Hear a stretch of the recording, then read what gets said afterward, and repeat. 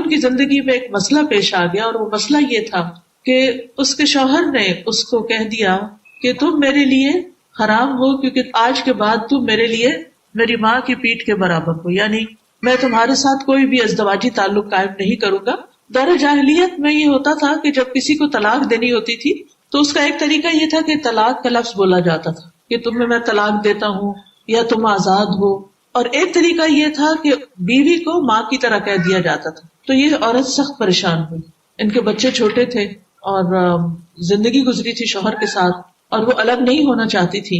تو انہوں نے اپنے مسئلے کو اپنی ہمسائی کے سامنے پیش کیا، تو انہوں نے مشورہ دیا کہ تم حضور صلی اللہ علیہ وسلم کے پاس چلی جاؤ اور انہیں جا کر اپنا مسئلہ بتاؤ اور ان سے حل مانگو۔ ان خاتون کا نام خولہ بنت ثعلبہ تھا۔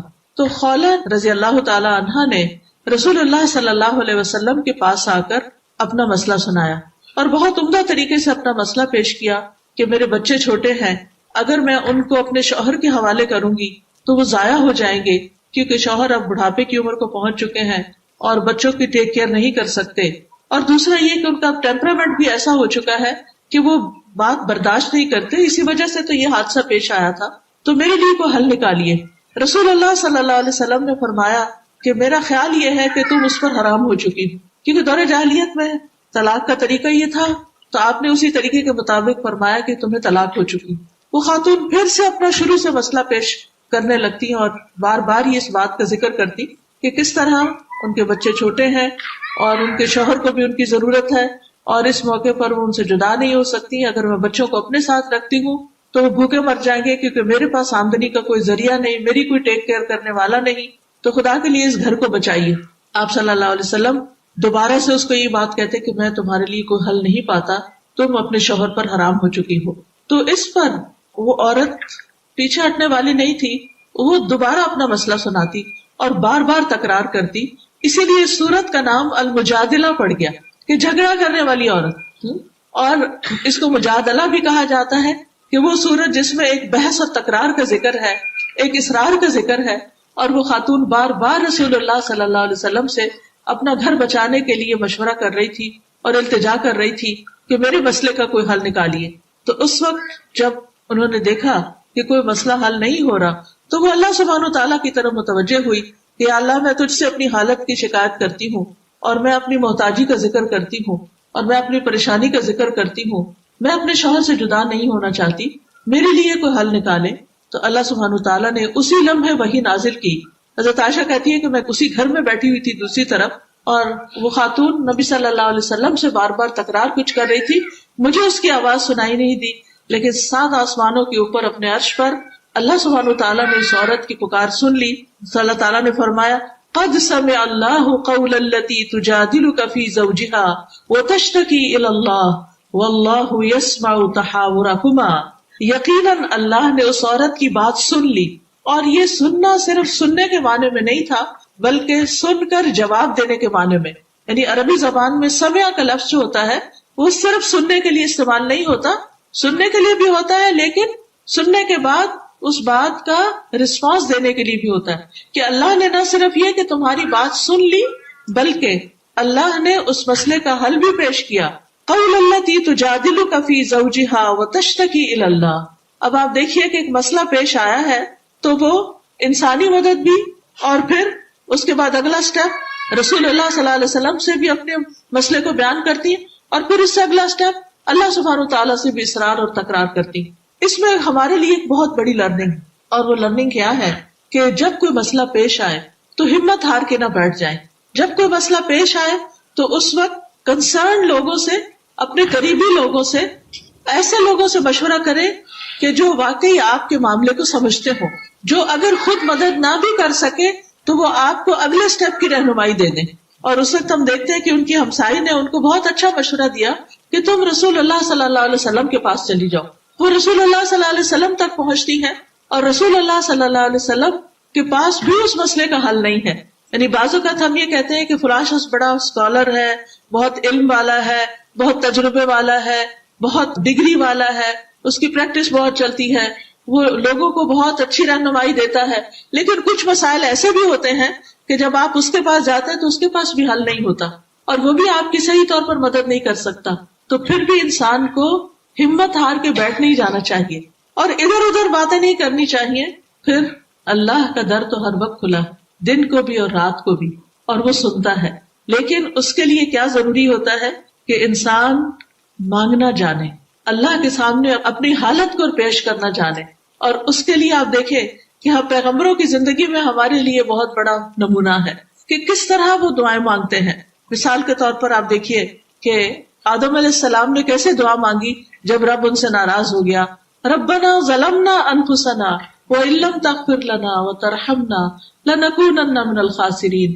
اپنے لیے بھی مانگی اور اپنی بیوی کے لیے بھی مانگی کہ اے ہمارے رب, ہم نے اپنی جان پہ ظلم کر لیا, ہماری غلطی ہے, ہم سے کوتاہی ہوئی ہے, ہم نے بھول کے اس درخت کا پھل کھا لیا ہے.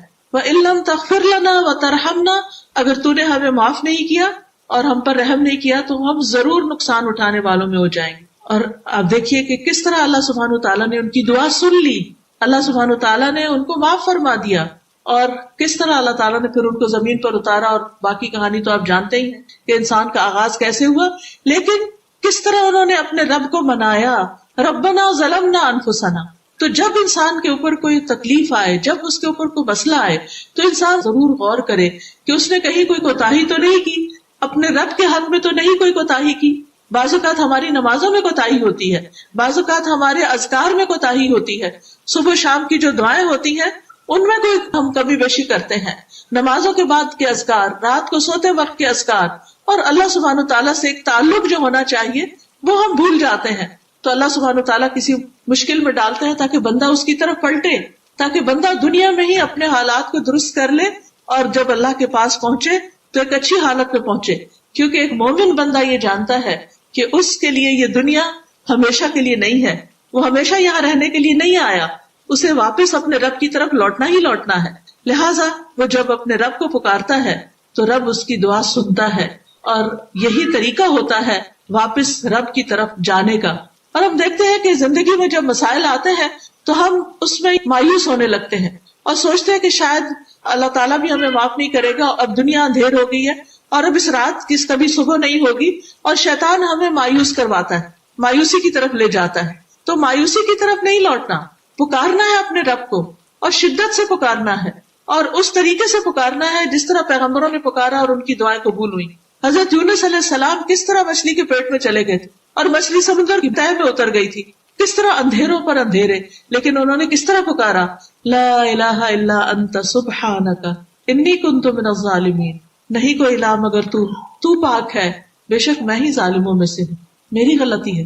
تو اللہ تعالیٰ فرماتے ہیں کہ اگر وہ یہ تسبیح نہ کرتا تو قیامت تک وہ مچھلی کے پیٹ میں رہتا, یعنی وہیں پر ہی رہتا, وہ اس سے باہر نہیں نکل سکتا تھا. یعنی مسائل آتے ہیں اور وہ مسائل آپ کا دامن پکڑ لیتے ہیں اور آپ کو چھوڑتے نہیں جب تک کہ آپ اللہ کی مدد سے ان کے اوپر قابو نہ پائیں. تو اس لیے بہت ضروری ہوتا ہے کہ ایسے موقع پر انسان اللہ سبحانہ تعالیٰ کی طرف لوٹے اور اس سے دعا کرے. ایوب علیہ السلام کو کس طرح مرض نے آ گھیرا, 18 سال تک وہ بیمار رہے لیکن وہ مایوس نہیں ہوئے. کس طرح اللہ سبحانہ تعالیٰ کو پکارتے ہیں, انی مسنی الضر وانت ارحم الراحمین, کہ مجھے تکلیف پہنچی ہے اور تو ارحم الراحمین ہے.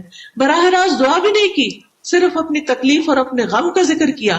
پھر اسی طرح حضرت زکریا علیہ السلام کی اولاد نہیں, وہ کس طرح دعا کرتے ہیں, ربی حب لی من لدنک ذریۃ طیبہ انک انت السمیع الدعاء. اور پھر ابراہیم علیہ السلام کس طرح دعائیں کرتے ہیں.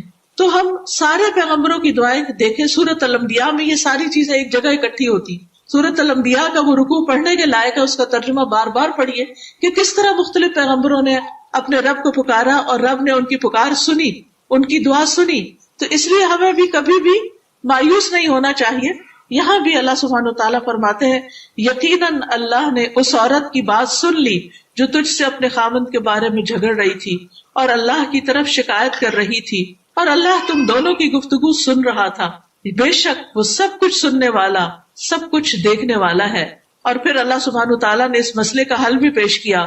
وہ لوگ جو تم میں سے اپنی بیویوں سے زہار کرتے ہیں وہ ان کی مائیں نہیں, ان کی مائیں ان کے سوا کوئی نہیں جنہوں نے انہیں جنم دیا, اور بلا شبہ وہ یقیناً ایک بری بات اور جھوٹ کہتے ہیں. یعنی یہاں پر جو مرد ایسی بات زبان سے نکالے, اللہ سبحانہ تعالیٰ نے اس کی بات کو بری بات قرار دیا اور اس کو جھوٹ قرار دیا. اور بلا شبہ اللہ یقیناً بے حد معاف کرنے والا نہایت بخشنے والا ہے. یعنی اگر مرد سے بھی غلطی ہو گئی ہے اور غصے میں آ کر بیوی کے ساتھ کوئی ایسا معاملہ کر لیا ہے تو اگر وہ بھی توبہ کرے, معافی مانگے تو اللہ تعالیٰ اس کو بھی معاف کر دے گا. اور وہ لوگ جو اپنی بیویوں سے زہار کرتے ہیں پھر اس سے رجوع کر لیتے ہیں, یعنی بیویوں کو واپس لینا چاہتے ہیں, جو انہوں نے کہا اس سے پلٹ آتے ہیں, تو ایک گردن آزاد کرنا ہے. اب آپ دیکھیے کہ ایک منہ سے نکالی ہوئی بات کی کتنی بڑی پکڑ ہے کہ تم واپس اپنی بیوی کی طرف نہیں پلٹ سکتے جب تک کہ غلام آزاد نہ کرو.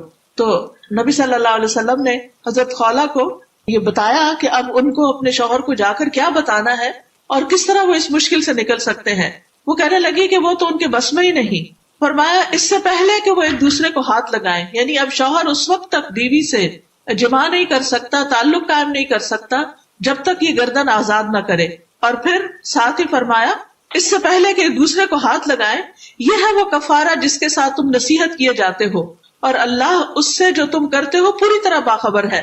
پھر جو شخص نہ پائے, یعنی غلام آج کے دور میں بھی نہیں ہے, تو وہ 2 مہینے پے در پے روزے رکھے متتابعن, یعنی بیچ میں کوئی گیپ نہ ہو سوائے بیماری یا سفر کے.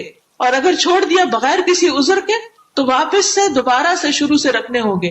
اب یہ مرد کو ایک طرح سے کفارے کے طور پر اس مشکل سے گزارا جا رہا ہے, کیونکہ غصے کا علاج کیا ہے کہ انسان اپنا تزکیہ کرے, اور تزکیہ روزے سے بڑھ کر کس چیز سے ہو سکتا ہے, اس لیے روزہ رکھنے کا حکم دیا گیا. اس سے پہلے کہ دونوں ایک دوسرے کو ہاتھ لگائیں, پھر جو اس کی بھی طاقت نہ رکھے, کیونکہ وہ کہنے لگی کہ وہ تو اتنے کمزور ہے کہ روزے تو رکھ ہی نہیں سکتے, تو فرمایا تو 60 مسکینوں کو کھانا کھلا دے. یہ اس لیے کہ تم اللہ اور اس کے رسول پر ایمان لے آؤ, یعنی اپنے ایمان کی تجدید کرو, اور یہ اللہ کی حدیں ہیں, اور انکار کرنے والوں کے لیے دردناک عذاب ہے. تو اس سے یہ پتہ چلتا ہے کہ اللہ سبحانہ وتعالیٰ بندہ مومن کی فریاد سنتا ہے. جو اللہ سے رحم طلب کرتا ہے اللہ سبحانہ وتعالیٰ اس پہ رحم فرماتا ہے. اور اللہ سبحانہ وتعالیٰ کی 2 صفات کا یہاں ذکر کیا گیا کہ اللہ السمیع ہے, خوب سنتا ہے, ہر طرح کی آوازوں کو سنتا ہے, ہر طرح کی دعاؤں کو سنتا ہے, سب کی باتیں کوئی کسی بھی زبان میں کرے اس کے مطلب اور معنی کو سمجھتا ہے. اور پھر یہ کہ صرف سنتا ہی نہیں, اس پر ایکشن بھی لیتا ہے. اور پھر نہ صرف یہ کہ سنتا ہے بلکہ وہ دیکھتا بھی ہے, یعنی اپنے بندوں کے سارے اعمال کو, ان کے سارے افعال کو دیکھنے والا بھی ہے. اور کس طرح جب یعقوب علیہ السلام نے اپنے رب کے سامنے شکوہ کیا, انما اشکو بثی وحزنی الی اللہ, کہ میں اللہ سے اپنے غم کی شکایت کرتا ہوں اور اپنے دکھ کی, تو کس طرح اللہ سبحانہ وتعالیٰ نے ان کی بات سنی. اور پھر رات کی تنہائیوں میں کوئی پکارے یا دن کو کوئی پکارے, اللہ سبحانہ وتعالیٰ سب کو سنتا ہے. پھر اسی طرح وہ سب کو دیکھتا ہے, یعنی کوئی بھی چیز اس سے مخفی نہیں.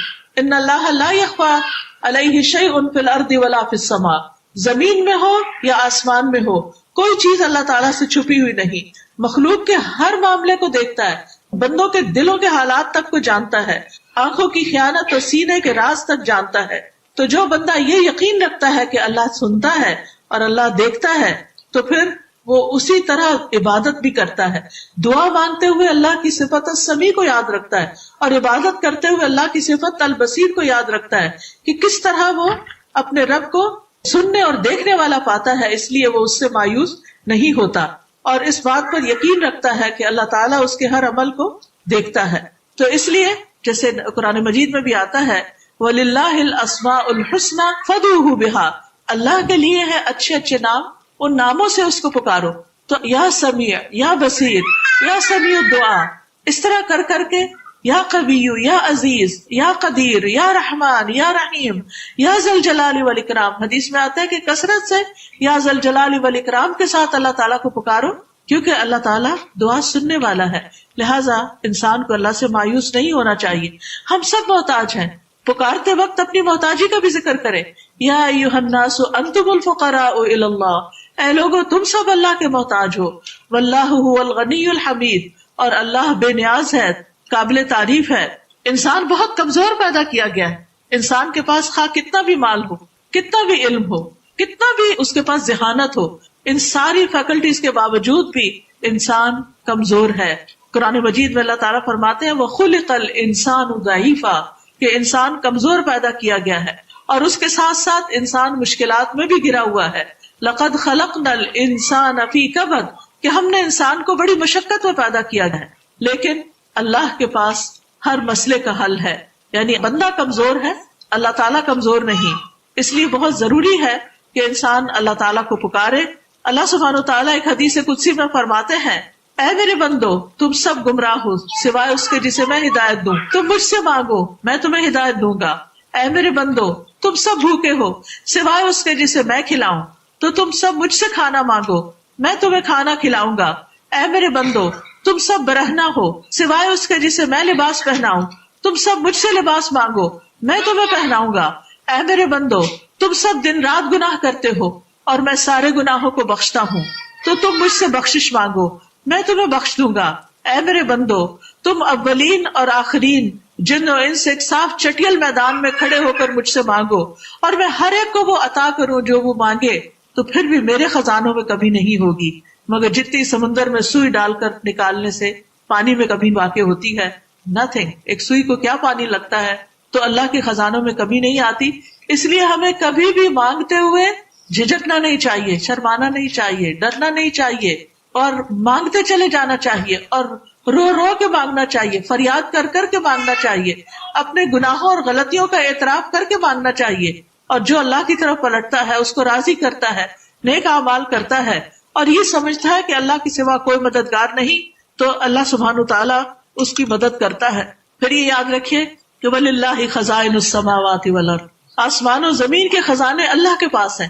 تو جب وہ سارے خزانوں کا مالک ہے تو ہمیں دینے میں تو اس کو صرف کن کہنا ہے، اس کے لیے کیا مشکل ہے.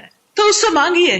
وہ تو یہ دیکھ رہا ہے کہ کس وقت میرا بندہ اس کی طرف پلٹتا ہے اور وہ اس کی سنتا ہے، اور پھر اسے کسی سے مشورہ نہیں کرنا. وہ ہر چیز پر پوری طرح قادر ہے. جو بھی بھلائی اور جو بھی تکلیف انسان پر آتی ہے اس کو پوری طرح ہٹانے پر قادر ہے.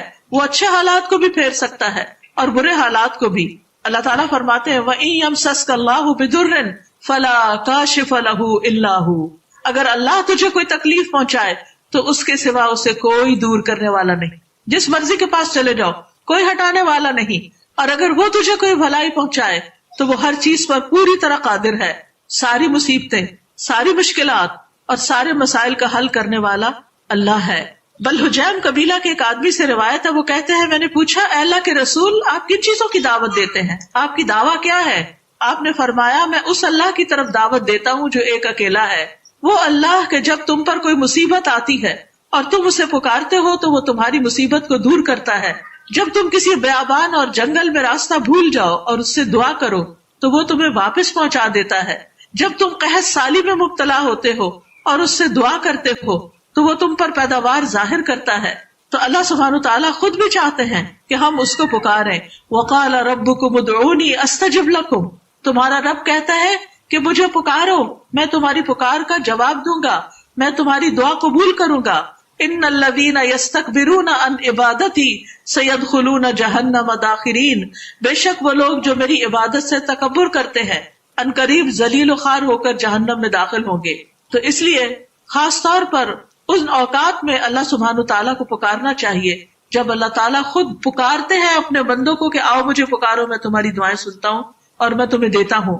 نبی صلی اللہ علیہ وسلم نے فرمایا جب رات کا پہلا تہائی حصہ گزر جاتا ہے تو اللہ تعالیٰ آسمان دنیا پر نزول فرماتے ہیں کہ میں بادشاہ ہوں، میں بادشاہ ہوں، کون ہے جو مجھ سے دعا کرے تو میں اسے قبول کر لوں، کون ہے جو مانگتا ہے مجھ سے تو میں اسے قبول کروں. وہ وقت ہوتا ہے کہ جب ہم یا تو غفلت کی نیند سو رہے ہوتے ہیں یا دنیا میں انسانوں کے ساتھ باتیں کر رہے ہوتے ہیں اور اللہ سبحانہ تعالیٰ کو بھولے ہوتے ہیں. فرماتا ہے کون ہے جو مجھ سے سوال کرے میں اسے عطا کروں، کون ہے جو مجھ سے بخشش طلب کرے میں اسے بخش دوں. اور یہی مسلسل طلوع فجر تک ہوتا رہتا ہے. اللہ تعالیٰ پکارتے رہتے ہیں اور ہمیں ضرور اس کی طرف متوجہ ہونا چاہیے کیونکہ اس نے دعا مانگنے کا حکم دیا ہے اور قبولیت کا وقت بھی اس نے بتایا ہے اور وہ قبولیت کا وعدہ بھی کرتا ہے اور وہ اپنے مانگنے والوں سے محبت بھی کرتا ہے. سفیان ثوری کہا کرتے تھے اے وہ ذات جس کو اپنے تمام بندوں میں سے وہ انسان سب سے زیادہ پیارا ہے جو اس سے مانگے تو کثرت سے اس سے سوال کرے، جو زیادہ مانگے اس سے. یعنی بندوں میں سب سے عزیز اس کو کون ہے؟ جو سب سے زیادہ اس سے مانگتا ہے. اے وہ ذات جس کو اپنے بندوں میں وہ انسان سب سے زیادہ ناپسند ہے جو اس سے مانگتا نہیں، اور تیرے سوا کوئی بھی ایسا نہیں اے میرے رب، یعنی باقی مخلوق ایسی نہیں. پھر اسی طرح اللہ تعالیٰ بندوں کو خالی ہاتھ لوٹانے سے حیا کرتا ہے. اللہ تعالیٰ کو اس بات سے حیا آتی ہے کہ کوئی بندہ اس کے سامنے ہاتھ پھیلا کر اس سے خیر مانگے اور وہ انہیں خالی لوٹا دے. وہ ضرور عطا کرتا ہے, وہ ضرور خیر ڈالتا ہے. اور پھر جو بندہ اپنی حاجتیں اس کے سامنے رکھتا ہے وہ اس کی حاجتیں پوری کرتا ہے. رسول اللہ صلی اللہ علیہ وسلم نے فرمایا, بے شک دعا فائدہ دیتی ہے اس کے بارے میں جو نازل ہو چکا, جو مصیبت آ چکی اس میں بھی فائدہ دیتی ہے, اور اس کے بارے میں بھی جو ابھی نہیں اترا, یعنی آنے والی مصیبتوں کو بھی ٹال دے گی. پس اے بندو تم پر دعا کرنا لازم ہے. پھر رسول اللہ صلی اللہ علیہ وسلم نے یہ بھی فرمایا کہ اللہ کے نزدیک دعا سے زیادہ کوئی چیز معزز نہیں. عبداللہ بن عباس کہتے ہیں, ایک دن میں رسول اللہ صلی اللہ علیہ وسلم کے پیچھے سوار تھا. آپ نے فرمایا, اے لڑکے میں تجھے چند کلمات سکھا رہا ہوں, اللہ کے احکام کی حفاظت کرو, اللہ تمہاری حفاظت کرے گا. یعنی تم اللہ کے حکم مانو, جو تم پر فرائض عائد ہوتے ہیں ان کو پورا کرو, اللہ تعالیٰ تمہاری ضروریات پوری کرے گا. اللہ کی حفاظت کرو, تم اسے اپنے سامنے پاؤ گے. اللہ تعالیٰ کو ہماری حفاظت کی ضرورت نہیں, مراد اس سے ہے اس کے احکام کی حفاظت. جب مانگو اللہ سے مانگو, جب مدد چاہو اللہ ہی سے چاہو. پھر اسی طرح یہ ہے کہ دعا کرنے سے کبھی عاجز نہیں آنا چاہیے, کبھی تھکنا نہیں چاہیے, کبھی یہ نہیں کہنا چاہیے کہ میری تو سنی نہیں جاتی. جو آدمی اللہ سے مانگتا نہیں, اللہ تعالیٰ اس سے ناراض ہوتا ہے, اور مایوس ہونا کبیرہ گناہ ہے. اللہ تعالیٰ بندوں کی مایوسی پر مسکراتا ہے کہ کس طرح بندوں کا مسئلہ حل ہونے والا ہوتا ہے اور وہ دعا مانگنا چھوڑ دیتے ہیں. کس طرح جب ابراہیم علیہ السلام کو آگ میں پھینکا جانے والا تھا اور انہوں نے دعا کی حسبنا اللہ و نعم الوکیل, تو اس وقت اللہ سبحانہ تعالیٰ نے ان کو آگ سے بچایا. جس شخص کا باپ اور جس کی ماں اور جس کے بہن بھائی سب اس کے دشمن ہو جائیں اور وہ اپنے ہاتھوں اس کو آگ میں پھینک رہے ہوں اور اس کو بچانے والا کوئی بھی انسان دنیا میں نہ ہو, تو اس کو کس نے بچایا؟ اس کو صرف اللہ نے بچایا. حسبنا اللہ و نعم الوکیل. تو ایسے مسائل جن کا آپ کے پاس کوئی حل نہیں, جن میں آپ کی کوئی بھی مدد نہیں کر رہا, کوئی آپ کو کام نہیں آ رہا, کسی کی کاؤنسلنگ, کسی کا وظیفہ, کسی کی کوئی بات, تو آپ اپنے رب کی طرف رجوع کریں, یا رب حسبنا اللہ و نعم الوکیل پڑھے. پھر اسی طرح یعقوب علیہ السلام اپنے بچوں سے کہتے ہیں جب ان کے بنیامین بیٹے بھی گم گئے, یا بنی اذهبوا فتحسسوا من یوسف واخیہ ولا تیأسوا من روح اللہ انہ لا ییأس من روح اللہ الا القوم الکافرون. اے میرے بیٹو جاؤ, یوسف اور اس کے بھائی کا سراغ لگاؤ اور اللہ کی رحمت سے مایوس نہ ہو. بے شک حقیقت یہ ہے کہ اللہ کی رحمت سے نا امید نہیں ہوتے مگر وہی جو کافر ہیں. پھر تکرار سے دعا کریں, تکرار اور اصرار, اور ہاتھ اٹھا کر, اور پھر خوب بلند کر کے. ایسے بعض اوقات ہم کرتے ہیں یوں کر کے مٹھی بند کی بھی ہوتی ہے اور دعا کر رہے ہوتے ہیں. نہیں, کھولے ہاتھوں کو, ہاتھ اونچے کریں اور پکار پکار کے اللہ تعالیٰ کو فریادیں کر کر کے اللہ سے دعا مانگے, توجہ اور دل سے دعا مانگے. یہ نہیں کہ آپ ہاتھ اس طرح رکھ کے پریشان حال بیٹھے ہوئے اور بس دل میں سوچ رہے ہیں اچھا اللہ تعالیٰ آپ ہی ہیں جو کچھ کر دیں, آپ کرنا چاہیں تو کر دیں. نہیں, ایسے نہیں دعا کرنی. پورے یقین کے ساتھ, توجہ کے ساتھ, دل کے ساتھ, پختگی کے ساتھ, اور جلد بازی سے بھی بچنا ہے کہ میں نے بہت دعا کر لی, اب تو میری دعا قبول نہیں ہوئی, تو اب مزید تو کرنے کا شاید فائدہ نہیں. پھر اسی طرح یہ ہے کہ بدر کے موقع پر کس طرح نبی صلی اللہ علیہ وسلم نے اللہ تعالیٰ کو پکارا اور بار بار پکارا. اس طرح کہ حضرت علی کہتے ہیں کہ غزوہ بدر کی رات ہم نے دیکھا, اور یہ اللہ کے رسول ہیں, کہ ہمارے درمیان ہر شخص سو جاتا تھا سوائے رسول اللہ صلی اللہ علیہ وسلم کے, جو ایک درخت کے نیچے نماز پڑھتے جاتے تھے اور روتے جاتے تھے یہاں تک کہ صبح ہو گئی.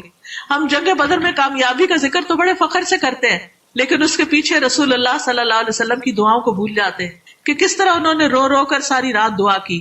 اور پھر وہ کہتے ہیں کہ اتنے کمزور حال میں تھے ہم کہ غزوہ بدر کے دن مقداد بن اسود کے علاوہ ہم میں کوئی گھڑ سوار نہ تھا.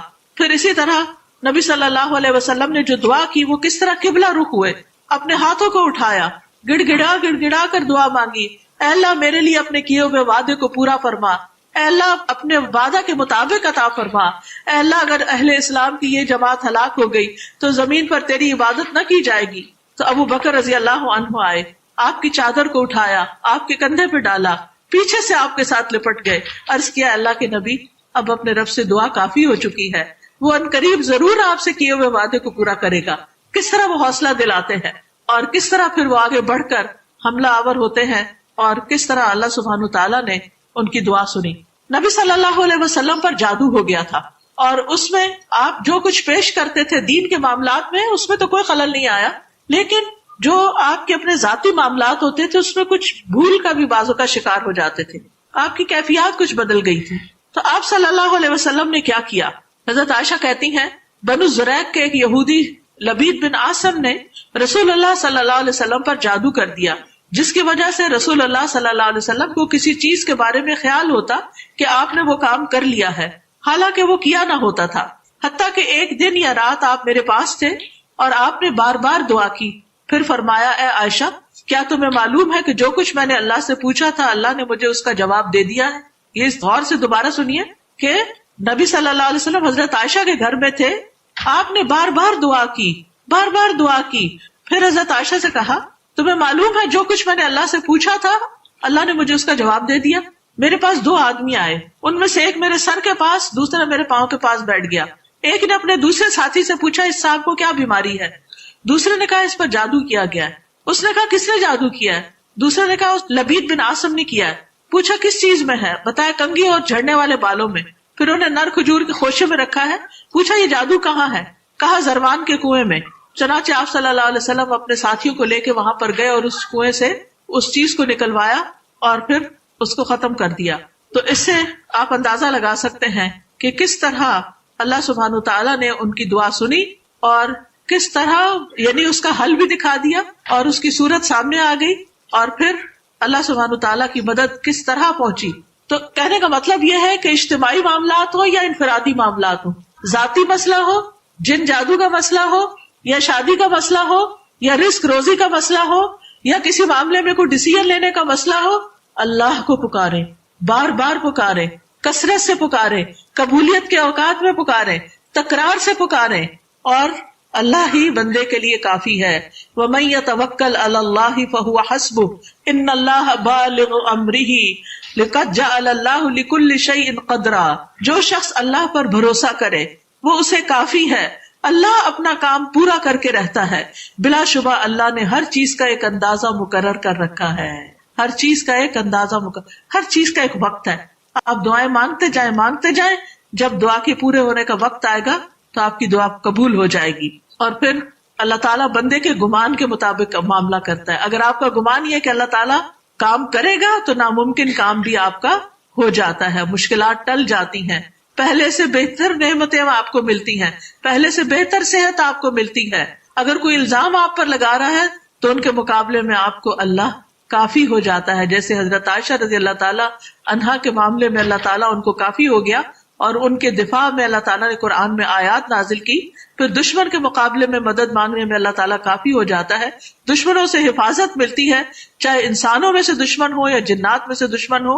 اللہ تعالیٰ فرشتوں کے ذریعے اپنے بندوں کو مطمئن کرتا ہے، اپنے بندوں کو ضائع نہیں کرتا اور ان کی پریشانی کو دور کرتا ہے. تو اس لیے بہت ضروری ہے کہ ہم بھی حضرت خولہ بنت ثعلبہ کی طرح اللہ سے تکرار کر کر کے دعا کریں. اور اس واقعے کو میں نے اس لیے انتخاب کیا ہے کہ آپ دیکھیے کہ وہ رسول اللہ صلی اللہ علیہ وسلم کی خدمت میں بیٹھی ہیں اور چاہتی ہیں آپ مسئلہ حل کر دیں، لیکن آپ حل نہیں کر پا رہے. مسئلے کا حل اللہ کی طرف سے آتا ہے. تو اس کا مطلب کیا ہے؟ بندوں کے پاس مسائل کا حل نہیں ہوتا، مسائل کا حل اللہ کے پاس ہوتا ہے. اللہ کو پکارے. اور نبی صلی اللہ علیہ وسلم دنیاوی معاملات میں تو لوگوں کی مدد کرتے تھے، کوئی بھوکا آتا کھانا کھلاتے یا اور اسی طرح، لیکن دعائیں صرف اللہ ہی سنتا ہے. پیغمبر دعائیں نہیں سنتے، اللہ سبحانہ تعالیٰ سنتے ہیں اور اللہ کی طرف رجوع کرنے سے ہی مسائل حل ہوتے ہیں. سب سے پہلی بات تو یہ ہے کہ گناہ ہوتا کیا ہے؟ گناہ کس کو کہتے ہیں؟ آپ کے نزدیک گناہ کی ڈیفینیشن کیا ہے؟ جی آپ بتائیے. ہر وہ کام جو اللہ تعالیٰ کی مرضی کے خلاف ہو، اس کے علاوہ کوئی اور جسے کرتے ہوئے ڈر لگے. اور جی گناہ وہ ہوتا ہے جو دل میں کھٹکے. گناہ کی تعریف خود رسول اللہ صلی اللہ علیہ وسلم نے فرمائی ہے، الاثم ما حاک فی صدرک وکرہت ان یطلع علیہ الناس. گناہ وہ ہے جو تمہارے دل میں کھٹک جائے، جس کو کرنے کے بعد تمہارا دل برا ہو کہ میں نے ٹھیک نہیں کیا. یعنی ظاہری طور پر گناہ، غلط کام کہ جسے کر کے تمہارا دل خوش نہ ہو. اور دوسری چیز، اگر تم چھپ کے کرو تو تمہارے اندر کا احساس کیا ہو کہ ہائے کہیں لوگوں کو پتہ نہ چل جائے. ظاہری طور پر ہو تو اس کی کھٹک تمہیں محسوس ہو، اور چھپ کے کیا ہوا ہو تو آپ اس کے ظاہر ہونے یا کھلنے سے ڈرنے لگے یا ڈریں. یہ پتہ نہیں چلنا چاہیے کسی کو. ٹھیک ہے. تو آپ اس ڈیفینیشن کو یاد رکھیں گے. الاثم ما حاک فی صدرک وکرہت ان یطلع علیہ الناس. گناہ وہ ہے جو تمہارے دل میں کھٹک جائے اور جس کے کھلنے پر یا ظاہر ہونے پر تم خوف محسوس کرو، تمہیں ڈر لگے کہ یہ بات اوروں کو پتہ نہ چلے. اور ظاہری طور پر ہر وہ کام گناہ میں شامل ہوتا ہے جو اللہ تعالیٰ کی ناراضگی کا سبب ہوتا ہے، اللہ تعالیٰ کو جو پسند نہ ہو، اور ہر وہ کام جو معروف طریقے سے ہٹا ہوا ہو وہ بھی ناپسندیدہ کاموں میں آتا ہے. اب اگلا سوال میرا آپ سے یہ ہے کہ انسان گناہ کیوں کرتا ہے؟ گناہوں کے اسباب کیا ہوتے ہیں؟ گناہ کرنے کی وجہ کیا ہوتی؟ آپ دیکھیے کہ آپ اپنے نوٹس کس طرح لیں گے. سب سے پہلے تو پہلا سوال لکھیں گے کہ گناہ کیا ہے. ساری کہانی لکھنے کی ضرورت نہیں، گناہ کیا ہے، گناہ کی ڈیفینیشن لکھ دیں گے. 3 باتیں اس میں آئیں، ہر وہ کام جو اللہ تعالیٰ کی ناپسندیدگی کا ہے. پھر اسی طرح ہر وہ چیز جو دل میں کھٹکے اور ڈر لگے کہ کسی کو پتہ نہ چلے، چھپا کے کی جائے. اور پھر یہ کہ جو چیزیں معروف کے خلاف جا رہی ہوں. اس کے بعد اگلا سوال کیا ہے کہ گناہ کیوں کیے جاتے ہیں. ٹھیک ہے، تو اب آپ سوچئے، میں آپ کے ساتھ جو بھی سیشن لیتی ہوں، جو کلاس ہوتی ہے، وہ کوئی لیکچر نہیں ہوتا کہ میں آپ کو آ کے ایک زوردار تقریر کر کے چلی جاؤں. یہ سوچنے کی ایک دعوت ہوتی ہے. آپ سوچیں، اللہ نے آپ سب کو عقل دی، آپ سب ایک امتحان میں دنیا میں آنے کے بعد، اور اس امتحان میں کامیاب ہونے کے لیے آپ سب کو باشعور ہونے کی ضرورت ہے. ٹھیک ہے، تو یہ آپ کے شعور کو جگانے کا ایک طریقہ ہوتا ہے، یہ لیکچرز یا یہ کلاسز.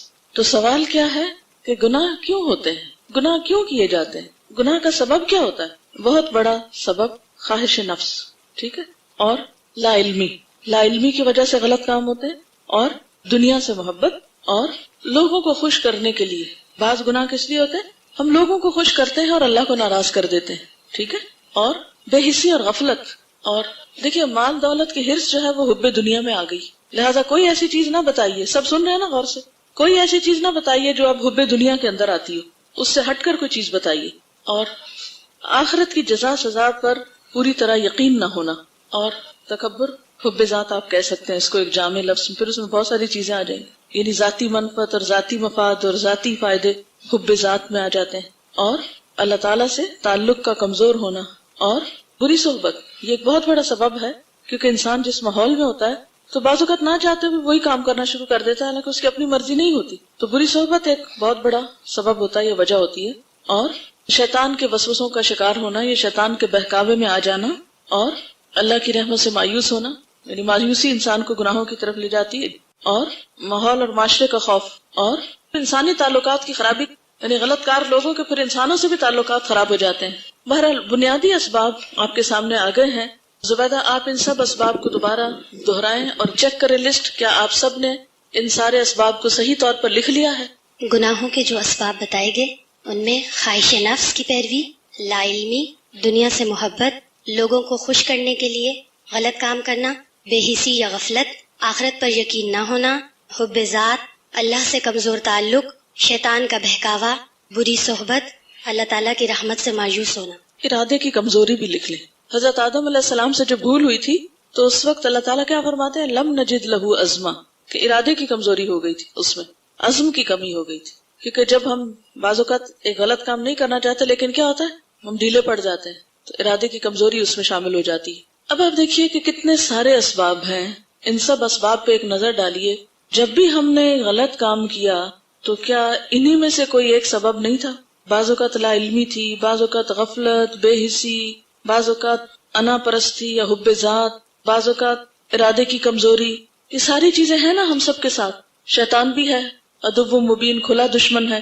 بعض اوقات ماحول اور صحبت، یہ ساری چیزیں ہم سے غلط کام کراتے ہیں. آپ یوں سمجھیں کہ ہم کھڑے ہیں نا، امیجن کریں اپنے آپ کو، اور یہ جتنی بھی چیزیں ہیں ان سب کو ایک تیر کی شکل دیں. یہ سارے تیر آپ کی طرف آ رہے ہیں، تو آپ دیکھ سکتے ہیں کہ ہم کتنے خطرات میں گھرے ہوئے ہیں، کتنی چاروں طرف سے جلغار ہیں، اندر سے بھی اور باہر سے بھی، ہے یا نہیں؟ پھر بھی اگر ہم میں سے کوئی یہ کہے کہ نہیں، میں تو کوئی غلطی کرتی نہیں، یہ میرا تو کوئی قصور ہے، میں تو بہت پاک باز بیوی ہوں، کوئی کہہ سکتا ہے ہم میں سے؟ کون کہتا ہے؟ کون سمجھتا ہے؟ کون اس بھول کا شکار ہے؟ کون اس غلط فہمی میں؟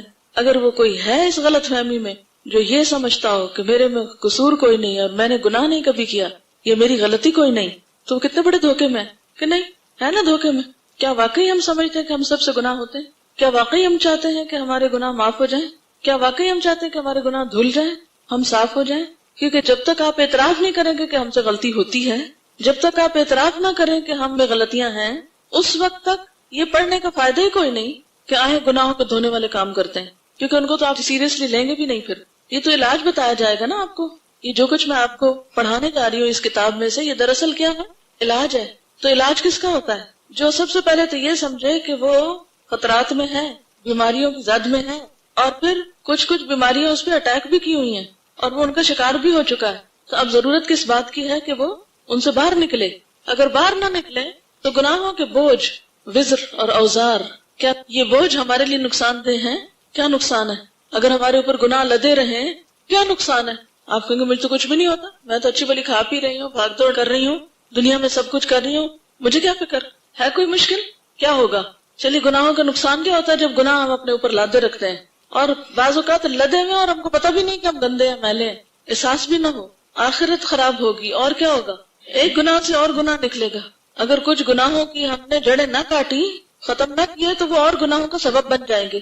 اور کیا نقصان ہوتا ہے گناہ کا؟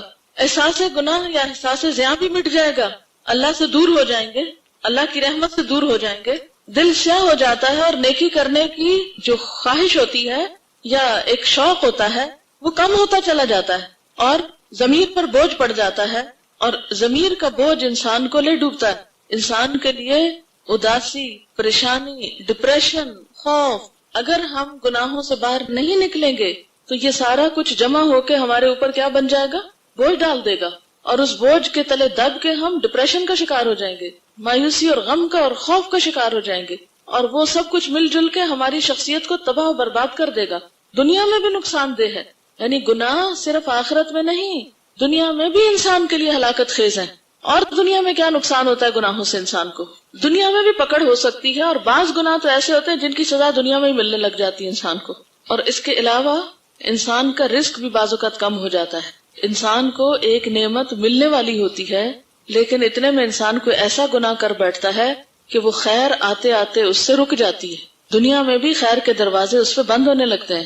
جب ہم غلط کرتے ہیں تو ہم معاشرے میں ایک غلطی کو رواج دیتے ہیں، دوسرے لوگ ہمیں دیکھ کے غلطی کرتے ہیں تو ان کے گناہوں کا بوجھ بھی ہم پہ پڑنے لگتا ہے، ان کے ذمہ دار بھی ہم قرار دیے جائیں گے، آثار میں شمار ہونے لگتے ہیں وہ سب. نیکیوں میں دل نہیں لگتا، نیک کام کرنے کو دل نہیں چاہتا، پھر نیکی بوجھل لگنے لگتی، مایوسی آنے لگتی. انسان سوچتا ہے میں نے اتنا غلط کیا ہوا ہے تو اب مزید مجھے کیا فائدہ اچھے کام کرنے کا. بعض اوقات انسان کی عمر بھی کم ہو جاتی ہے. اللہ تعالیٰ تو اس سے ناراض ہوتے ہی ہیں، اللہ تعالیٰ کی ناراضگی مول لیتا ہے انسان. بعض اوقات انسان انسانوں کے نزدیک بھی قابل نفرت بن جاتا ہے. بعض گناہ ہماری نیکیوں کو کھا جاتے ہیں، جیسے حسد ہے، جیسے غیبت ہے. انسان نیک لوگوں سے بھی بھاگنے لگتا ہے، پھر نیکی کی مجلس سے بھاگنے لگتا ہے. نیک لوگوں سے آنکھیں نہیں ملا سکتا انسان، یعنی اچھے لوگوں سے پھر وہ نگاہیں نہیں ملا سکتا، اس کا کانفیڈنس ختم ہو جاتا ہے. شیطان ایسے لوگوں پہ مزید قابو پا لیتا ہے، کیونکہ اللہ کے دوستوں پہ شیطان بھی قابو نہیں پا سکتا. بعض گناہوں کو جب انسان گناہ سمجھتا نہیں تو پھر توبہ بھی نہیں کر سکتا. انسان کے چہرے کا نور بھی چلا جاتا ہے، چہرے کی رونق ختم ہو جاتی ہے. بعض اوقات انسان کو اپنے آپ سے بھی خوف آنے لگتا ہے. قیامت کے دن یہی اعضاء ہمارے خلاف گواہی دیں گے، جن کے ساتھ ہم نے غلط کام کیا ہوگا وہ لوگ بھی ہمارے خلاف بولیں گے، جن کی مجلس میں، جن کے ساتھ مل کے ہم نے غلط کام کیے ہوتے ہیں. ان کے اندر بھی ہمارا اعتماد نہیں رہتا اگر گناہ میں انسان دوسرے لوگوں کو ساتھ شریک کرے. بعض اوقات مایوسی کو پہنچ کے انسان خودکشی تک بھی پہنچ جاتا ہے جب اس سے کوئی غلط کام ہوتا ہے. آپ نے اکثر دیکھا ہوگا جو لوگ قتل کرتے ہیں تو قتل کر کے سب کو بعد میں خود کو بھی مار لیتے ہیں. ٹھیک ہے، بعض اوقات دلوں پہ مہر بھی لگ جاتی، دل بیمار ہو جاتے ہیں. فی قلوبہم مرض فزادہم اللہ مرضا. چلیے اب اس بات کو دہرا لیتے ہیں کہ آپ نے کیا لکھا، اور پھر آپ اپنا جائزہ لیجئے کہ آپ نے جو نوٹس بنائے ہیں وہ آپ نے صحیح بنائے ہیں یا کوئی چیز چھوڑ دی آپ نے. ہمارے اوپر گناہ لدے رہے تو ہمارا کیا نقصان ہے؟ آخرت خراب ہوتی ہے، ایک گناہ سے دوسرا گناہ نکلتا ہے. قیامت کے دن ہمارے خلاف ہمارے اعضاء جن سے گناہ سرزد ہوئے وہ گواہی دیں گے. احساس گناہ مٹ جاتا ہے، جس کے نتیجے میں انسان مزید خرابیوں کا شکار ہو جاتا ہے. ضمیر پر بوجھ پڑتا ہے، اس کے نتیجے میں اداسی، پریشانی، غم، ڈپریشن بڑھتا ہے، مایوسی اور خوف کا شکار ہو جاتا ہے. اسی طرح اعتماد ختم ہو جاتا ہے، دنیا میں بھی پکڑ ہو سکتی ہے. مثلاً رزق کم ہو جاتا ہے، دوسرے لوگ ہم کو دیکھ کر غلطی کرتے ہیں تو ان کے گناہ بھی ہمارے آثار میں شامل ہو جاتے ہیں. نیکیوں میں دل نہیں لگتا، عمر کم ہوتی ہے. بعض گناہ نیکیوں کو کھا جاتے ہیں جیسے حسد وغیرہ. نیکی کی مجلس سے بھاگنے لگتا ہے انسان. شیطان ایسے افراد پر مزید غلبہ حاصل کر لیتا ہے. بعض اوقات انسان گناہ کو گناہ نہ سمجھنے پر توبہ بھی نہیں کرتا، چہرے کا نور چلا جاتا ہے، اپنے آپ سے خوف آنے لگتا ہے، بڑے گناہوں کے نتیجے میں بعض اوقات خودکشی کی نوبت آ جاتی ہے، دل بیمار ہو جاتا ہے، اس پر مہر لگ جاتی ہے۔ اور جو سب سے پہلے بات ہوئی تھی وہی سب سے آخر میں پھر دہراؤں گی کہ انسان کی آخرت سخت خطرے میں ہوتی ہے، اور پھر وہاں تو پلٹنے کا بھی موقع نہیں، گناہ دھونے کا بھی موقع نہیں۔ تو ضروری ہے کہ ہم دنیا میں ہی اپنی غلطیوں کو پہلے پہچانیں، پھر اعتراف کریں، پھر توبہ کریں، پھر اصلاح کریں۔ ٹھیک ہے، کیا کیا کریں؟ پہچانیں کہاں کہاں غلط ہیں ہم، ان کو مانیں، یعنی اعتراف کریں، پھر کیا کریں؟ توبہ کریں، اور پھر اصلاح کر لیں۔ سب سے پہلا کام سب سے مشکل ہے، غلطیوں کی پہچان اور پھر اعتراف، انتہائی مشکل کام ہے۔ انسان کو اپنی غلطیاں کیوں نہیں نظر آتی؟ انسان ہمیشہ دوسروں میں غلطیاں ڈھونڈتا رہتا ہے، انسان ہمیشہ دوسروں کو بلیم کرتا ہے، تم نے میرے ساتھ یہ غلط کیا۔ جی، غلطیوں کی پہچان کرنا کہ غلطی ہے اور اس کو ماننا، اور خصوصاً اپنی غلطی کو ماننا، یہ دنیا کا مشکل ترین کام ہے۔ عموماً جب کوئی شخص ہمیں ہماری غلطی کا احساس دلائے تو ہم ناراض ہو جاتے ہیں، ہم اس سے تعلق ہی کاٹ لیتے ہیں، پھر اعتراف نہیں کرتے۔ تو جب یہ پہلا عمل ہوتا ہی نہیں تو توبہ کہاں کی اور پھر اصلاح کہاں کی؟ اس طرح ہم گناہ کے بوجھ تلے لدے بھی رہتے ہیں، مزید ڈٹائی کا شکار ہوتے ہیں، اور عذر گناہ بدتر از گناہ اس کا شکار ہو جاتے ہیں۔ عذر گناہ بدتر از گناہ، کلیریفیکیشن دینے لگتے ہیں، صفائیاں پیش کرنے لگتے ہیں۔ یعنی عموماً کیا رویہ ہوتا ہے جب ہمیں اپنی غلطی خود نظر نہیں آتی؟ اچھا، مین ہیڈنگ اس کی ڈال لیجئے، ہم توبہ کیوں نہیں کرتے؟ پہلی وجہ یہ کہ ہمیں اپنی غلطی ہی نظر نہیں آتی، توبہ کس پہ کرنی ہے؟ اور اگر جو یہ کرتے بھی ہے نا ہم توبہ، تو یہ محض کیسی توبہ ہوتی ہے؟ بس ایسے ہی زبانی گردان ہوتی ہے توبہ کی، یا اللہ میری توبہ۔ کس پہ توبہ؟ کبھی سوچا کس گناہ پہ توبہ؟ پتہ ہی نہیں ہوتا، بس توبہ اس لیے کہ کہا گیا توبہ کرو تو ہم توبہ کر رہے ہیں، یہ تھوڑی توبہ ہوتی ہے۔ تو سب سے پہلی چیز کیا ہے؟ غلطی نظر ہی نہیں آتی۔ میرا سوال یہ ہے کہ ہمیں اپنی غلطی نظر کیوں نہیں آتی؟ وہی بات، حب ذات، اپنی ذات سے محبت ہوتی ہے، ہم تعویلیں پیش کر لیتے ہیں، عذر تلاش کر لیتے ہیں۔ لا علمی بہت بڑی وجہ ہے کہ ہمیں اپنی غلطی نظر نہیں آتی، لیکن اس سے بڑی وجہ کیا ہے؟ بعض اوقات ہمیں علم بھی ہوتا ہے کہ یہ غلط کام ہے، لیکن اپنے لیے ہم تعویلیں رکھتے ہیں اور عذر پیش کرتے ہیں۔ قیامت کے دن اللہ تعالیٰ جب بندوں کو ان کی غلطیاں بتائیں گے اور بندے وہاں بھی یہی شروع کریں گے تو اللہ تعالیٰ فرمائیں گے لا تعتذروا اليوم، مت معذرتیں کرو۔ معذرت کیا ہوتی ہے؟ او سوری، ہمیں نہیں پتا تھا، I didn't know, I shouldn't have done۔ اس وقت کنفیس کرنا، اپنی غلطی کو ماننا، ایکنالج کرنا، فائدہ ہی کچھ نہیں، کیونکہ دنیا میں ہم نے یہ کیا ہی نہیں۔ عام طور پر آپ دیکھیں کہ ہمیں اپنی غلطی نظر نہیں آتی، اگر کوئی ہمیں ہماری غلطی بتائے ہم سننا نہیں چاہتے، بس چپ رہو، یا یہ کہ فوراً عذر بہانے، فوراً صفائیاں، فوراً کلیریفیکیشن، فوراً دوسرے پہ الغار، نہیں یہ اس کا قصور ہے، وہ جھوٹ بولتا ہے، وہ غلط کرتا ہے، میں نے یہ کیا ہی نہیں۔ اپنے آپ کو صحیح سمجھنا اپنے خیال کے مطابق، اور اصل کانٹیکسٹ میں چیز کو رکھ کے نہ دیکھنا، اپنی ہی دنیا میں رہنا اور اپنی ہی سوچ اور اپنے خیالات سے اپنے آپ کو صحیح سمجھنا، تعویلیں پیش کرنا، عذر بہانے کرنا، اس کا سبب یہ ہوتا ہے نا اپنے آپ کو بڑا سمجھنا، خوش فہمی کا شکار رہنا کہ ہم بہت اچھے ہیں، ہم سے تو غلطی ہو ہی نہیں سکتی، اور لوگوں کی تعریفوں سے اور زیادہ بگڑ جانا، دوسروں پہ الزام تراشی کرتے ہیں، دوسروں پہ فوراً ڈالتے ہیں، دوسروں کو بلیم کرتے ہیں۔ اپنا ایک الگ میزان بنایا ہوا ہم نے، اپنے آپ کو اپنے میزان پہ پرکھتے ہیں۔ وہی عذر بہانے کہ دوسرے کر رہے ہیں تو ہم نے کر لیا، کیا ہوا؟ سب تو یہی کر رہے ہیں۔ دوسروں کی غلطیوں کو عذر بنا لینا یا دوسروں کی غلطیوں کا سہارا لے لینا کہ وہ کر رہے ہیں تو ہم نے کر لیا، پھر کیا ہوا؟ ہم بھی کر لیتے ہیں۔ اب آپ دیکھیے کہ جب ہم غلطی مانتے نہیں، اصلاح کیسے ہوگی؟ سب سے پہلے تو پھر ہمیں اپنی اس بات کی اصلاح کی ضرورت ہے کہ ہم اپنی غلطی کو دیکھنا شروع کر دیں، اور اس کے لیے آپ کو اللہ سے دعا مانگنی چاہیے۔ کیا دعا مانگیں گے؟ اللہ میری غلطیاں لوگوں کو نہیں، مجھے دکھا، میری غلطیاں مجھے دکھا، مجھے ان کا احساس دلا، اور مجھے ان کو ایکسپٹ کرنے کی اور ان کو مان لینے کی توفیق دے، اور پھر میں ان کی اصلاح کر سکوں۔ اور یاد رکھیے کہ معاشرے کی اصلاح ہو نہیں سکتی جب تک ہم اپنی ذات کی اصلاح نہیں کرتے، کیونکہ اگر ہم خود لچڑے ہوئے ہیں تو ہم دوسروں کی صفائی کا کیا پروگرام بنا رہے ہیں؟ اگر ہمارا اپنا گھر گندا تو گلی بازار کیسے صاف ہوں گے کہ نہیں؟ مثلاً ایک شخص خود گندے کپڑے پہن کے اسٹیج پہ آ کھڑا اور کہے لوگوں میں آج آپ کو صفائی پہ درس دینے لگا ہوں، آپ سب نہا دھو کے آیا کرو، کتنے لوگ اس کا سبق سنیں گے؟ ہماری تبلیغ کیوں نہیں مؤثر ہوتی؟ اس لیے کہ جو کام ہم دوسروں کو کہتے ہیں وہ خود نہیں کرتے، وہ اپنے لیے سمجھتے ہی نہیں، وہ کہتے ہیں یہ ہمارے لیے نہیں ہے، یہ اوروں کے لیے ہے۔ یا تو پھر ہمارے اندر اتنی بے حسی ہے کہ ہمیں کوئی فکر ہی نہیں کہ کل قیامت آنی ہے، کوئی پوچھ ہونی ہے، کوئی پکڑائی ہونی ہے، نہیں ہے نا۔ اگر پتا چل جائے کہ اس پہ پکڑ ہے، اس پہ پوچھ ہے، اس پہ سزا ہے، پھر دیکھیں کیسے باز آتے ہیں۔ ہم کہتے نہیں اس پہ کوئی نہیں ہے، اور چیزوں پہ ہوگی، اور میری تو ویسے بھی نہیں ہونی، میں تو بری ذمہ ہوں ان سب چیزوں سے، ان سے اوپر میں تو اللہ کا بہت لاڈلا ہوں۔ جیسے یہود کہتے تھے نا نحن ابناء اللہ و احباؤ، ہماری کوئی پکڑ نہیں، ہم اللہ کے بیٹے ہیں، ہم اللہ کے بڑے پیارے ہیں۔ ایسی سی تعویلیں شیطان کرواتا ہے کہ انسان اپنی غلطی مانتا ہی نہیں. حضرت نواس بن سمعان رضی اللہ عنہ بیان کرتے ہیں سألت رسول اللہ صلی اللہ علیہ وسلم عن البر والإثم فقال البر حسن الخلق والإثم ما حاك في صدرك وكرهت ان يطلع عليه الناس. میں نے رسول اللہ صلی اللہ علیہ وسلم سے نیکی اور گناہ کے بارے میں پوچھا تو آپ نے فرمایا نیکی اچھے اخلاق کا نام ہے، البر حسن الخلق، اور گناہ وہ ہے جو تیرے سینے میں کھٹک جائے اور تو ناپسند کرے اس بات کو کہ لوگوں کو اس کا پتہ چل جائے گا. اب یہ جو بات ہو رہی تھی نا کہ بعض اوقات ہم گناہ کرتے ہیں تو اس سے ہمارے اندر سے نیکی کی توفیق ختم ہو جاتی، نیکی کی ہمت ہی نہیں رہتی. اس کی دلیل کیا ہے؟ بنی اسرائیل کا ایک طالوت نامی بادشاہ کافر قوم عمالقہ سے جہاد کے لیے نکلا. اس کے ساتھ ہزاروں کی تعداد میں بنی اسرائیل کا ایک بڑا لشکر تھا. سفر کی طوالت نے تھکا دیا، پیاس بھی ستانے لگی. راستے میں ایک نہر پڑتی تھی. طالوت نے لوگوں کو مخاطب کرتے ہوئے کہا ان اللہ مبتلیکم بنہر فمن شرب منہ فلیس منی ومن لم یطعمہ فانہ منی الا من اغترف غرفۃ بیدہ. ترجمہ آتا ہے سب کو؟ اب تو آپ لوگوں کو بھی آتا ہوگا کہ 3 پارے ہو گئے. اب کیا ہے کہ اس نہر سے اللہ تعالیٰ نے ایک چلو پانی پینے کی اجازت دی تھی، مٹھی بھر.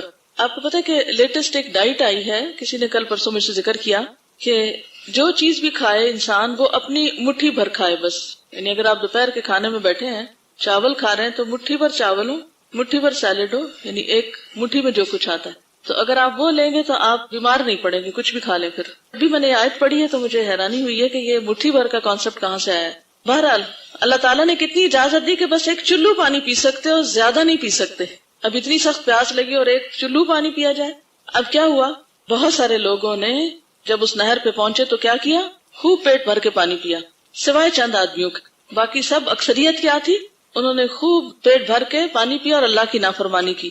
اس گناہ کا نتیجہ کیا ہوا، فلما جاوزه هو والذین آمنوا معه قالوا لا طاقت لنا اليوم بجالوت وجنوده. کہنے لگے آج تو ہم جالوت کے لشکر سے بالکل مقابلہ نہیں کر سکتے، ہمیں ہمت ہی نہیں، ہم تھک گئے، آج ہم نہیں کر سکتے، پھر لڑیں گے کبھی. حالانکہ آپ کو پتا ہے کہ یہ لوگ خود کہہ کے لائے تھے کہ بادشاہ مقرر کریں کہ ہم دشمنوں سے لڑ کے اپنے علاقے کو واپس لیں، اور اللہ تعالیٰ نے طالوت کو ان کے لیے بادشاہ مقرر کیا. پھر جب وہ طالوت کے ساتھ مل کے جنگ کرنے کے لیے گئے، رستے میں اللہ تعالیٰ نے آزمائش میں مبتلا کر دیا. اتنی بڑی نہر، ٹھنڈا پانی اور سخت پیاس، اور کہا نہیں بس ایک چلو پانی پی لو اور آگے چلو. چلو نہیں ہم پی سکتے، ہم تو زیادہ پیئیں گے. اب جنہوں نے بھی زیادہ پیا تو کیا ہوا، وہ بیٹھ گئے، اتنی بڑی سعادت سے محروم ہو گئے. اور اس جہاد میں کون حصہ لے سکے، جنہوں نے بس صرف چلو پر پانی پیا تھا. حالانکہ پانی حلال چیز ہے. تو اس سے ایک اور بات یہ بھی پتہ چلتی ہے کہ اگر کسی خاص موقع پر کسی ڈسپلن کو قائم کرنے کے لیے اگر کوئی امیر لشکر یا کسی خاص طریقے سے کوئی پابندی اپنے، مثلا آپ اسٹوڈنٹس کے اوپر کئی پابندیاں عائد کر دی جاتی ہیں کہ کلاس میں نہیں کھائیں یا اور اسی قسم کی، حالانکہ کھانا کیا حلال ہے آپ کے پاس، تو وہ کیوں روکا جاتا ہے کسی خاص وجہ سے. تو ان کو بھی روکا گیا تھا کہ پھر لڑ نہیں سکیں گے. تو ہوا وہی، ان سے نیکی کی توفیق چھن گئی. تو اللہ تعالیٰ نے قرآن پاک میں فرمایا فَأَمَّا مَن طَغَىٰ وَآثَرَ الْحَيَاةَ الدُّنْيَا فَإِنَّ الْجَحِيمَ هِيَ الْمَأْوَىٰ. جس نے سرکشی کی اور دنیا کی زندگی کو ترجیح دی تو جہنم ہی اس کا ٹھکانہ ہے. جب ہم یہ آیت پڑھتے ہیں تو ہم کس کے لیے پڑھتے ہیں؟ اپنے لیے پڑھی کبھی کہ یہ اگر ہماری سرکشی ہے تو ہمیں بھی یہ سزا ہو سکتی ہے؟ کس کے لیے پڑھتے ہیں یہ؟ کبھی اس کو آپ ریلیٹ کیا اپنے ساتھ؟ نیور. ہم کہتے ہیں نہیں یہ اوروں کے لیے، ہم تو سرکش نہیں. اور اس کے برعکس وَأَمَّا مَنْ خَافَ مَقَامَ رَبِّهِ وَنَهَى النَّفْسَ عَنِ الْهَوَىٰ فَإِنَّ الْجَنَّةَ هِيَ الْمَأْوَىٰ. جو شخص اپنے رب کے سامنے کھڑے ہونے سے ڈرا اور اس نے اپنے نفس کو خواہشات سے روک لیا، اپنی خواہش پہ کنٹرول کر لیا.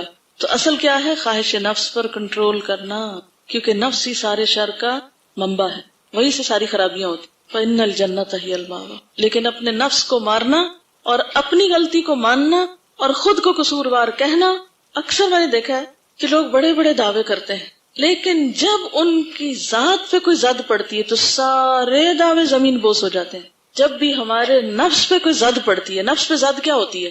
مثلا کسی نے آپ کو کہا کہ آپ غلط ہیں، آپ غلط کہہ رہے ہیں، غلط کام کر رہے ہیں، تو اس سے کیا ہوتا ہے؟ ہمارے نفس پہ زد پڑتی ہے، مجھے کیوں غلط کہہ رہے ہو. کتنے لوگ ہیں جو یہ سن کر کے انہیں کوئی کہے کہ تم غلط ہو اور پھر وہ اس کو برداشت کر جائیں اور پھر بھی وہ اسی درجے کی اس شخص کی قدردانی کریں جو اس سے پہلے کرتے تھے. تو سب سے بڑی مشکل خود ہمارا اپنا نفس ہے. یعنی جب کوئی چیز ہماری ذات کے خلاف جاتی ہے اس کو ہم برداشت نہیں کر سکتے. اپنی ذات کے معاملے میں ہم انتہائی سینسیٹیو ہیں، دوسروں کے معاملے میں انتہائی بے حس ہیں. دوسروں پہ کیا گزرتی ہے، دوسروں کو کیا ہوتا ہے کیا نہیں، اس سے ہمیں کوئی غرض نہیں. سب سے زیادہ مشکل چیز کیا لگتی ہے کہ کوئی ہم پہ تنقید کرے، وہ ہمیں یہ کہے کہ یہ تمہاری غلطی ہے، تم غلطی سے باز آ جاؤ. یہ نہیں ہم مان سکتے. ہم فوراً برہم ہو جاتے ہیں، ناراض ہو جاتے ہیں، غصہ کر لیتے ہیں، اس شخص سے بدگمان ہو جاتے ہیں، اس شخص سے تعلق ہی کاٹ لیتے ہیں، اس سے نظریں نہیں ملاتے، اس سے ملنا جلنا چھوڑ دیتے ہیں. جو کبھی بھول کے یہ کہہ بیٹھے کہ تم نے غلطی کی. حالانکہ میں سمجھتی ہوں ہمارا سب سے بڑا خیر خواہ وہ ہے جو اپنے تعلق کو داؤ پہ لگا کے ہمیں بتا رہا ہے کہ تم غلط ہو. دوا کڑوی ہوتی ہے نا، لیکن دوا کے بغیر تو پھر بیماری کی اصلاح نہیں ہوتی.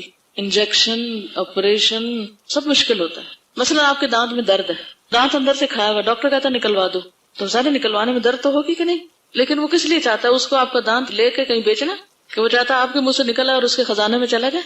یہ تو نہیں، وہ تو آپ کے فائدے کے لیے آپ کو بتا رہا ہے، اور آپ کو پھر اس تکلیف سے گزرنا، اور اگر آپ نہیں گزرتے تو لے کے بیٹھے رہے دانت کا درد. اسی طرح گناہ جو ہے وہ ہمارے لیے دانت درد سے بھی زیادہ تکلیف دہ چیز ہے. اور اگر کوئی ہمیں مشورہ دیتا ہے کہ چھوڑ دو، اپنی زندگی سے عادت نکال دو، تو ہم اس شخص سے خفا ہو کے اس سے ملنا جلنا ہی چھوڑ دیں، تو نقصان کس کا ہے؟ آپ نے دیکھا ہوگا کہ عام طور پر لوگ محبت کے بڑے دعوے کرتے ہیں، ہمیں آپ سے بہت محبت ہے، ہم آپ کو بہت چاہتے ہیں. ایسے سب چاہنے والوں کا صرف ایک ٹیسٹ لے لیں، صرف ایک ٹیسٹ. کیا بھلا؟ اپنا ایمان مکمل کرنے کے لیے من احب للہ و ابغض للہ و اعطى للہ و منع للہ کی صرف ایک حدیث پر عمل کر کے دکھائیں مجھے، کہ جس نے اللہ کے لیے محبت کی اور جس نے اللہ کے لیے بغض کیا اور جس نے اللہ کے لیے کسی کو کچھ دیا اور جس نے اللہ کے لیے کسی سے کچھ روک لیا، اس نے اپنا ایمان مکمل کیا. پھر آپ اس کے بعد بتائیں کہ آپ کو چاہنے والے کتنے باقی رہے. ایمان کی تکمیل کو آسان کام نہیں ہے، ایمان کی حفاظت کو آسان کام نہیں ہے. آپ اکثر دیکھیں گے دوسرے لوگ آپ سے صرف اس وقت تک محبت کرتے ہیں جب آپ ان کے اچھے اور برے اور سچے اور جھوٹے اور غلط اور صحیح سب کو صحیح کہیں. جس دن آپ نے کہہ دیا کہ آپ کی غلطی ہے، اس دن غائب ہو جائیں گے، سب محبت کے دعوے جھوٹے ہو جائیں گے. آزما کے دیکھ لیں. تو جس نے اللہ کے لیے لوگوں کو ناراض کیا، اللہ تعالیٰ اس کی حفاظت کرے گا، اور جس نے لوگوں کی خاطر اللہ کو ناراض کر لیا، پھر وہ اللہ کی رحمت سے باہر نکل گیا. اللہ نے اس کو لوگوں کے حوالے کر دیا، پھر لوگ چاہیں تو اس کو ذلیل و خوار کریں، جیسے چاہیں اس سے معاملہ کریں. اب دیکھیں کہ غلطیاں صرف انبیاء علیہ السلام سے نہیں ہوتی، وہ معصوم ہوتے ہیں. رسول اللہ صلی اللہ علیہ وسلم کے لیے اللہ تعالیٰ فرماتے ہیں کہ اللہ تعالیٰ نے آپ کے اگلے پچھلے سارے گناہ معاف فرما دیے. لیکن اس کے باوجود آپ کا طریقہ کار کیا تھا؟ حضرت مغیرہ رضی اللہ تعالیٰ عنہ بیان کرتے ہیں کہ نبی صلی اللہ علیہ وسلم تہجد کی نماز میں اتنا لمبا قیام کرنے لگے کہ آپ کے پاؤں سوج گئے. آپ سے پوچھا گیا کہ اللہ نے آپ کے اگلے پچھلے سارے گناہ معاف کر دیے ہیں، پھر آپ اتنی محنت کیوں کرتے ہیں؟ فرمایا، کیا میں اللہ کا شکر گزار بندہ نہ بنوں؟ اور کیا ہم اپنے گناہوں کی معافی کے لیے کبھی کوئی نفل پڑھتے ہیں، کبھی کوئی لمبا قیام کرتے ہیں، کبھی کوئی نیکی کا کام جم کے کرتے ہیں؟ اس لیے کہ ہمیں شکر گزار ہونا تو اگلا مرحلہ ہے، کیونکہ اللہ تعالیٰ فرماتے ہیں وَقَلِيلٌ مِّنْ عِبَادِيَ الشَّكُورُ، میرے بندوں میں سے بہت تھوڑے ہیں جو شکر گزار ہیں. اکثر لوگ تو شکوہ ہی کرتے ہیں کہ اللہ نے ہمیں کیا دیا ہے، سب کچھ پا کے بھی ان کے پاس کچھ نہیں ہوتا، وائے می پکارتے رہتے ہیں کہ مجھ پہ یہ مشکل کیوں آئی اور میرے ساتھ یہ کیوں ہو رہا ہے. ٹھیک ہے، تو انسان اس وقت تک شکر گزار نہیں ہو سکتا جب تک کہ ہر حال میں اللہ سے راضی نہ ہو. اور شکر گزاری کا مرحلہ تو اس وقت آئے گا نا جب ہم پہلے اپنے گناہوں کا اعتراف کر لیں گے اور معافی مانگیں گے. ایک حدیث سناؤں گی، حدیث شفاعت. حدیث شفاعت میں آتا ہے کہ قیامت کی حشر خیز گرمی میں جب کوئی کسی کو پوچھے گا نہیں، ہر کسی کو اپنی جان کی فکر ہوگی، تکلیف سے بے قابو ہو کر لوگ آپس میں کہیں گے دیکھو کیسا سخت وقت آ پہنچا ہے، کوئی ایسا آدمی تلاش کرو جو تمہارے رب کے حضور سفارش کر سکے. چنانچہ ایک دوسرے سے مشورے کے بعد وہ کہیں گے کہ تمہیں حضرت آدم کے پاس جانا چاہیے علیہ السلام. لوگ حضرت آدم کے پاس آئیں گے اور کہیں گے آپ ابو البشر ہیں. ابو البشر کا کیا معنی؟ انسانوں کے باپ. ہمیں کیا کہا جاتا ہے؟ بنی آدم، آدم کے بچے. اور ان کو کیا کہا جاتا ہے؟ ابو البشر. اللہ تعالیٰ نے آپ کو اپنے ہاتھ سے بنایا، اپنی روح پھونکی، فرشتوں کو حکم دیا اور انہوں نے آپ کو سجدہ کیا. آج اپنے رب کے حضور ہماری سفارش کر دیں. یہ کب ہوگا؟ قیامت کے دن. کیوں ہوگا؟ اصل بات یہ ہے کہ حساب کتاب قائم نہیں ہو رہا ہوگا، سب لوگ اٹھ کے کھڑے ہوں گے اور حساب کتاب نہیں شروع ہوگا. لوگ پریشان ہو جائیں گے کہ اللہ حساب کتاب شروع ہو تاکہ ہم ٹکانے لگے. کیسا دن ہوگا وہ، کتنا مشکل اور کتنا کٹھن دن ہوگا. ابھی اسی لیے میں دوبارہ پوچھ رہی ہوں کہ میں یہ دیکھنا چاہتی ہوں کہ آپ کتنی توجہ سے سن رہے ہیں. قیامت کی حشر خیز گرمی میں جب کسی کا کوئی پرسان حال نہ ہوگا، ہر کسی کو اپنی جان کی فکر ہوگی، تکلیف سے بے قابو ہو کر لوگ آپس میں کہیں گے دیکھو کیسا سخت وقت آ گیا، کوئی ایسا آدمی تلاش کرو جو رب کے حضور سفارش کرے کہ حساب قائم ہو. یعنی یہ لفظ یہاں نہیں لکھے ہوئے لیکن مراد اس سے یہی ہے. تو وہ آ کے حضرت آدم سے کہیں گے آپ دیکھ رہے ہیں ہم کس مصیبت میں مبتلا ہیں, کس حال کو پہنچ چکے ہیں.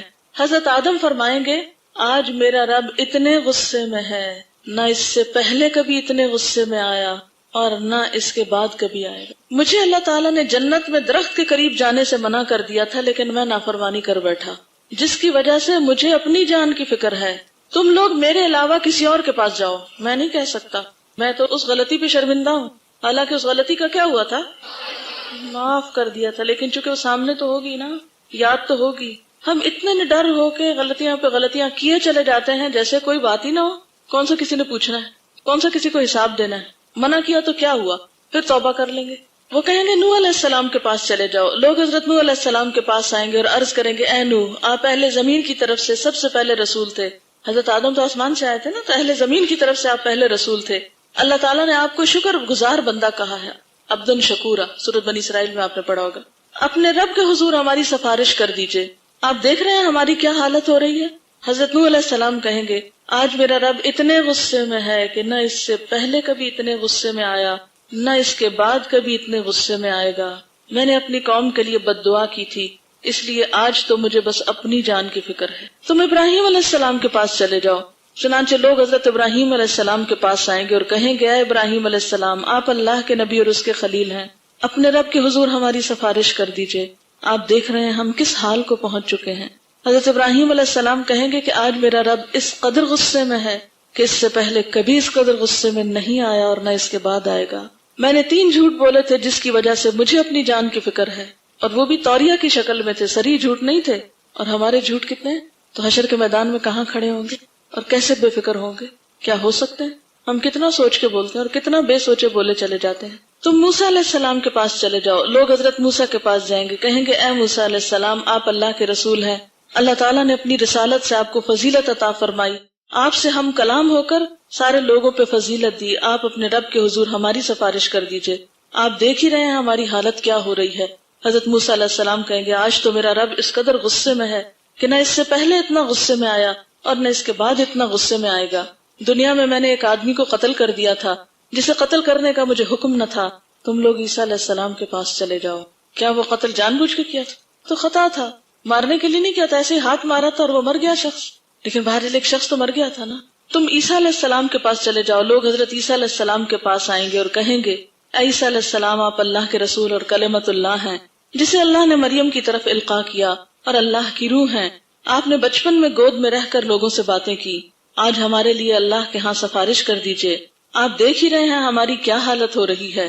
عیسیٰ علیہ السلام جواب دیں گے کہ آج میرا رب اس قدر غصے میں ہے کہ نہ اس سے پہلے کبھی ایسا غصے میں آیا, نہ اس کے بعد اس قدر غصے میں آئے گا.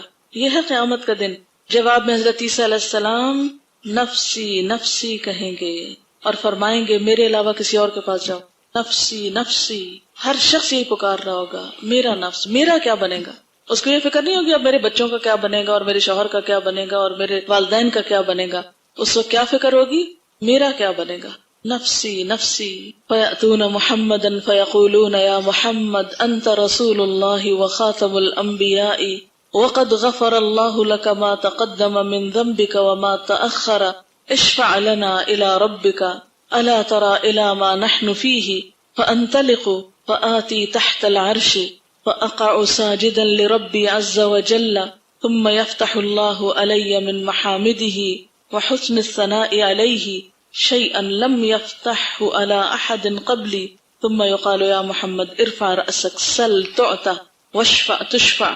پھر سب لوگ حضرت محمد صلی اللہ علیہ وسلم کے پاس آئیں گے, عرض کریں گے اے محمد صلی اللہ علیہ وسلم, آپ اللہ کے رسول اور خاتم الانبیاء ہیں, اللہ تعالیٰ نے آپ کے پچھلے اور اگلے سارے گناہ معاف کر دیے ہیں, اپنے رب کے حضور ہمارے لیے سفارش فرما دیجئے. آپ دیکھ ہی رہے ہیں ہماری کیا حالت ہو رہی ہے.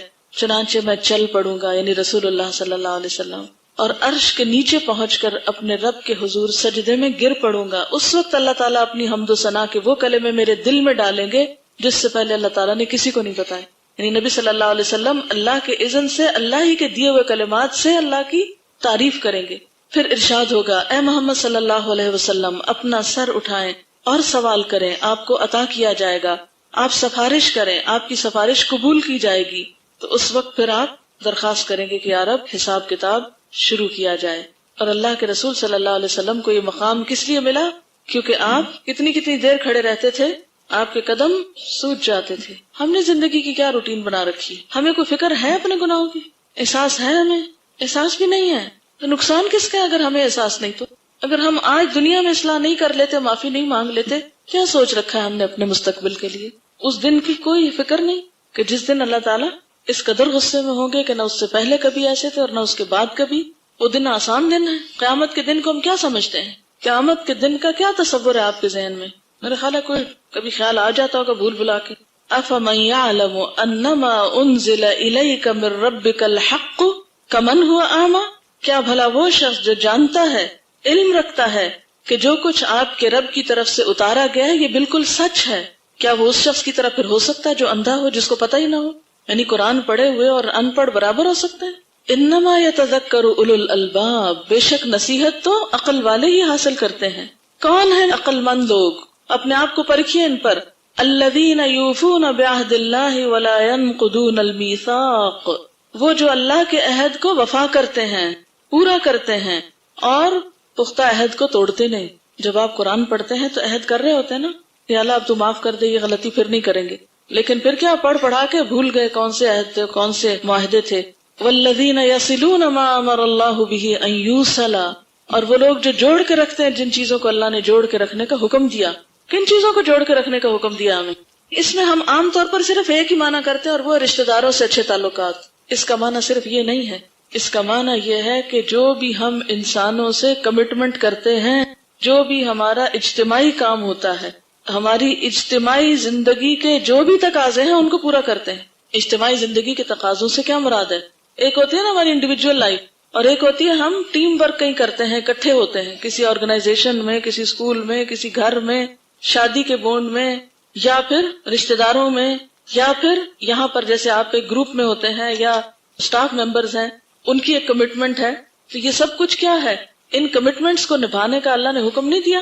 بحیثیت اسٹوڈنٹ جو آپ کی کمٹمنٹ ہے، بحیثیت استاد جو آپ کی کمٹمنٹ ہے، تو جن چیزوں سے ہمیں جڑ کر رہنا چاہیے، جو ضرورت ہے وتواصوا بالحق وتواصوا بالصبر کے ضمن میں، یہ بہت وسیع معنی رکھتا ہے. والذین یصلون ما امر اللہ بہ ان یوصل ویخشون ربہم، اور وہ اپنے رب سے ڈرتے ہیں. ویخافون سوء الحساب، اور وہ برے حساب سے ڈرتے ہیں. وہ برے حساب سے ڈرتے ہیں. کون سا برا حساب ہے جس سے وہ ڈرتے ہیں؟ قیامت کے دن کا. یعنی اس بات سے ڈرتے ہیں کہ کہیں ہم سے بری طرح حساب نہ لیا جائے. والذین صبروا ابتغاء وجہ ربہم وَأَقَامُوا الصَّلَاةَ وَأَنفَقُوا مِمَّا رَزَقْنَاهُمْ سِرًّا وَعَلَانِيَةً وَيَدْرَؤُونَ بِالْحَسَنَةِ السَّيِّئَةَ أُولَئِكَ لَهُمْ عُقْبَى الدَّارِ جَنَّاتُ عَدْنٍ يَدْخُلُونَهَا وَمَنْ صَلَحَ مِنْ آبَائِهِمْ وَأَزْوَاجِهِمْ وَذُرِّيَّاتِهِمْ وَالْمَلَائِكَةُ يَدْخُلُونَ عَلَيْهِمْ مِنْ كُلِّ بَابٍ سَلَامٌ عَلَيْكُمْ بِمَا صَبَرْتُمْ فَنِعْمَ عُقْبَى الدَّارِ. یعنی گناہوں کے اسباب دور نہیں ہو سکتے، توبہ ہو نہیں سکتی، توبہ پہ قائم نہیں رہ سکتے، نیکی کے کام پہ جم نہیں سکتے جب تک کہ آپ کے اندر صبر کی صفت نہ ہو. تو جب تک ہمارے اندر واقعی آخرت کا خوف نہ ہو، سوء الحساب کا ڈر نہ ہو، ضرورت بھی نہیں اس وقت تک لگتی کہ ہاں ہمیں توبہ بھی کرنی چاہیے یا کوئی اچھے کام کرنے بھی چاہیے.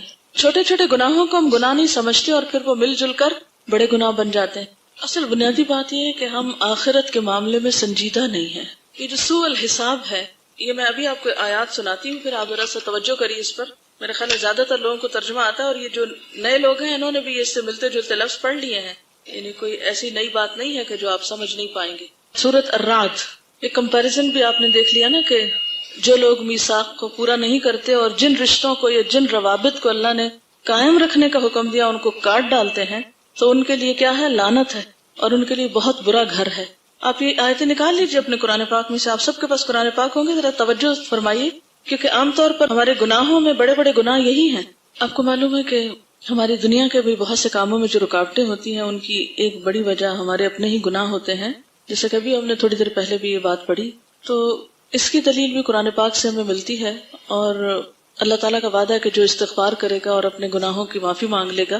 سورۃ نوح میں آتا نا، حضرت نوح علیہ السلام نے فرمایا تھا فَقُلْتُ اسْتَغْفِرُوا رَبَّكُمْ إِنَّهُ كَانَ غَفَّارًا. میں نے کہا کہ تم اپنے رب سے معافی چاہو، وہ بہت بخشنے والا ہے. یرسل السماء علیکم مدرارا، وہ تم پر آسمان سے خوب بارش برسائے گا، اور کیا کرے گا؟ وَيُمْدِدْكُمْ أَمْوَالٍ وَبَنِينَ، اور تمہیں مال اور بیٹوں سے نوازے گا، اور پھر باغات اور نہریں تمہارے لیے جاری کر دے گا۔ مَا لَكُمْ لَا تَرْجُونَ لِلَّهِ وَقَارًا، تو حقیقت یہ ہے کہ اللہ تعالیٰ کے آگے اپنے گناہوں کا اعتراف اور سچے دل سے معافی مانگ لینا اور اپنی اصلاح کی مسلسل کوشش کرنا ہماری دنیا اور آخرت دونوں کے لیے فائدہ مند ہے۔ اور اگر ہم غلط کام کرتے ہیں تو یہ آیتیں ایک پورا کمپیریزن ہے، دونوں گروہوں کو آمنے سامنے لا کے بتایا گیا، دو کردار ہیں یہاں۔ میں دوبارہ پلے کرتی ہوں، آپ ذرا سنیے کیا سمجھ میں آئے۔ لعنت کیا ہوتی؟ اللہ کی رحمت سے دوری۔ ہم میں سے کوئی ہے جو اپنے لیے چاہتا ہو؟ پھر ہم کیوں ایسے کام کرتے ہیں کہ جس سے ہم خدا کی رحمت سے دور ہو جائیں؟ اور اگر رحمت سے دور ہو گئے تو باقی کیا رہے گا؟ دنیا بھر کی دولت بھی آپ کو فائدہ نہیں دے سکتی، کوئی آپ کے گٹس، کوئی آپ کی ہوشیاری، کوئی آپ کی قابلیت کچھ بھی فائدہ نہ دے گی آپ کو اللہ کے سامنے۔ جس سے اللہ کی رحمت کا پردہ ہے، چادر اٹھ گئی، اس کے پاس کیا باقی رہا؟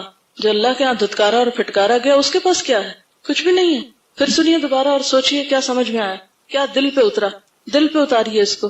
جی، مجھے ان آیات کو سن کے یہ سمجھ آیا ہے کہ صبر ہی وہ بنیادی صفت ہے، اور وہ بھی صرف اللہ کی رضا کے لیے، کسی دکھاوے کے لیے نہیں، کسی کے اوپر احسان جتاتے ہوئے نہیں، صرف اور صرف اللہ کو راضی کرنے کے لیے، جس کی وجہ سے ہمارا آخری انجام درست ہو سکتا ہے۔ بالکل، یعنی اللہ تعالیٰ نے دونوں راستے بھی واضح کر دیے، ہمیں اختیار بھی دے دیا، اور پھر یہ اب ہم پہ ہے کہ ہم دونوں میں سے کس کو اختیار کرتے ہیں۔ اور اگر نیکی کا راستہ ہم نے اختیار کرنا ہے تو اس کے لیے واقعی پھر صبر کی صفت چاہیے، اور اگر ہم میں صبر نہیں تو پھر نہ ہم وعدے پہ قائم رہ سکتے ہیں اور نہ ہی ہم باقی صفات اپنے اندر پیدا کر سکتے ہیں، کیونکہ اگر استقامت نہیں تو کچھ بھی نہیں۔ دیکھیں یہاں پر آپ لوگ پھر رشتہ داری اور صلہ رحمی کے لفظ استعمال کر رہے ہیں، آیت کو محدود نہ کریں، یہ نہ تو صرف صلہ رحمی اور نہ ہی صرف رشتہ داری ہے، یہ بہت وسیع کانٹیکسٹ میں لفظ استعمال ہوا ہے، ٹھیک ہے نا؟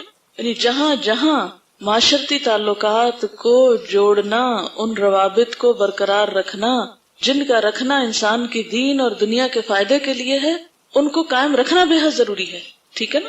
کیونکہ اگر ہم اس کو صرف رشتہ داروں تک محدود کر دیں گے تو آیت کا معنی بدل دیں گے۔ اس آیت میں صرف یہ معنی نہیں ہے، اس لیے لفظ صحیح استعمال کیجئے، یہ میں سب کے لیے کہہ رہی ہوں۔ آپ مجھے یہ بتائیے کہ نیکی کے بہت سے کام کیا تنہا آپ کر سکتے ہیں؟ اکیلے بیٹھ کے کر لیں گے؟ نہیں کر سکتے۔ اس کے لیے کیا ضرورت ہوتی ہے؟ جڑ کے رہنا، باہم تعلقات کو جوڑنا اور ان کو درست رکھنا۔ آپ جو کچھ یہاں سیکھ رہے ہیں کیا اکیلے گھر میں بیٹھ کے سیکھ سکتے تھے؟ نہیں۔ جو کچھ یہاں سکھا سکتے ہیں اکیلے گھر میں بیٹھ کے سکھا لیتے؟ نہیں۔ تو ان تعلقات کی جو ہمارے اجتماعی اور والذین یصلون ما امر اللہ بہ ان یوصل کے ضمن میں آتے ہیں، یہ بے حد ضروری ہے ان تعلقات کو درست رکھنا اور ان کو جوڑنا۔ اور اس میں پھر رشتہ داریاں بھی آتی ہیں۔ ظاہر اگر آپ نے اپنے گھر میں بگاڑ کر رکھا ہے تو باہر کی اصلاح کیسے کر سکتے ہیں؟ کسی نے یہ لکھا ہے کہ جب بعض دفعہ نفس پہ قابو کرتے ہوئے سخت الجھن ہوتی ہے اور ذہنی تھکن ہو جاتی ہے تو اس صورت میں کیا کیا جائے؟ اصل بات یہ ہے کہ گناہ ایسی چیز تو ہے نہیں کہ جس پر آپ مطمئن ہو کے بیٹھ جائیں کہ اب میں ذہنی تھکن کا شکار ہو گئی ہوں، مجھ سے نہیں سوچا جاتا کہ میرے اندر کون سی غلطی ہے اور کون سی نہیں۔ تو آپ کو سوچنا ہی ہے، آپ جگہ چینج کریں، آپ طریقہ چینج کریں، لیکن اس سے لا تعلق نہیں ہو، اپنے گناہوں سے بے فکر نہیں ہو۔ حدیث میں کیا آتا ہے کہ مومن اپنے گناہ کو کیا سمجھتا ہے اور منافق اپنے گناہ کو کیا سمجھتا ہے؟ معلوم ہے کسی کو یہ حدیث؟ جی بولیے۔ منافق اپنے گناہ کو کیا سمجھتا ہے؟ ناک پہ مکھی بیٹھ جائے تو ہم کیسے اٹھاتے ہیں؟ بس ایسے۔ منافق سمجھتا ہے میرا گناہ بس اتنا ہی ہلکا ہے اور اتنا چھوٹا ہے کہ جیسے میرے اوپر اس کا کوئی نقصان نہیں، جیسے ناک میں بیٹھی مکھی مجھے کوئی نقصان نہیں دے سکتی، میں کسی بھی وقت ہاتھ سے اڑا دوں گا اس کو، اور اس طرح میرے گناہ مجھ سے دور ہو جائیں گے۔ اور مومن اپنے گناہوں کے بارے میں کیا سمجھتا ہے؟ مومن اپنے گناہ کو کیا شمار کرتا ہے کہ جیسے اس کے اوپر ایک پہاڑ ہو اور وہ پہاڑ اس کے اوپر گرنے والا ہو۔ مومن اپنے گناہ کو پہاڑ کی طرح سمجھتا ہے اور منافق اپنے گناہ کو ناک پہ بیٹھی ہوئی مکھی کی طرح ہلکا سمجھتا ہے۔ یہ فرق ہوتا ہے۔ ہم کیا سمجھتے ہیں اپنے گناہوں کو اپنے لیے؟ ہم اپنے گناہوں کے بوجھ میں کتنا اپنے آپ کو محسوس کرتے ہیں؟ غلطی کر کے ہم پہ کیا بوجھ پڑتا ہے اور اس بوجھ کو ہٹانے کے لیے ہماری پھر ایفرٹ کیا ہوتی ہے؟ اس کے بارے میں ہم سنجیدہ کتنا ہوتے ہیں؟ ہم اپنے آپ کو پرکھیں کہ ہم کس کیٹیگری میں فال کرتے ہیں۔ ہم واقعی اپنے گناہوں کو پہاڑ سمجھتے ہیں کہ ابھی گرے ہمارے اوپر؟ بتائیے، سوچئے، غور کیجئے، اپنے آپ سے پوچھئے۔ لگتا ہے ہمیں کہ غلطی ہمارے سر پہ پڑنے والی ہے اور ہمیں نقصان دے سکتی ہے؟ پہاڑ گر کے چھوڑے گا ہمیں؟ کل میں سفر کر رہی تھی تو گاڑی کے قریب سے ایک بہت بڑا ٹینکر گزرا، سر تیل کا تھا، پانی کا تھا، کس چیز کا تھا، بہت ہیوج ٹینکر تھا، اور وہ اس طرح ساتھ سے گزرا۔ میں سائڈ پہ بیٹھی ہوئی تھی کھڑکی کے پاس، تو وہ ایسے میرے پاس سے گزرا کہ مجھے دیکھ کے تھوڑی دیر کی دہشت آئی اور میں سوچنے لگی اگر خدا نخواستہ یہ ٹینکر میرے اوپر آئے تو میرا تو ایک ذرہ نہ ملے کسی کو، تو آپ کا کیا خیال ہے؟ پہاڑ کسی کے اوپر گرے تو اس کا باقی کیا بچے گا؟ ہم حقیقت میں اپنے گناہوں کو کوئی بڑا نہیں سمجھتے، اور نہ ہم سمجھتے ہیں یہ ہمیں نقصان دینے والے. پہلے بات ہم مانتے ہی نہیں ہیں، ہم کہتے ہیں غلطی کہاں ہے ہماری، تم کیوں کہتے ہیں ہماری غلطی؟ تو یہ غفلت کی زندگی ہمیں کہاں لے جائے گی؟ اس بوجھ کو ہٹانا اور اس کو دھونا اور اس کی صفائی ہم سب کے لیے بے حد ضروری ہے. اسی وجہ سے میں نے اس مہینے آپ کے لیے اس کتاب کا انتخاب کیا.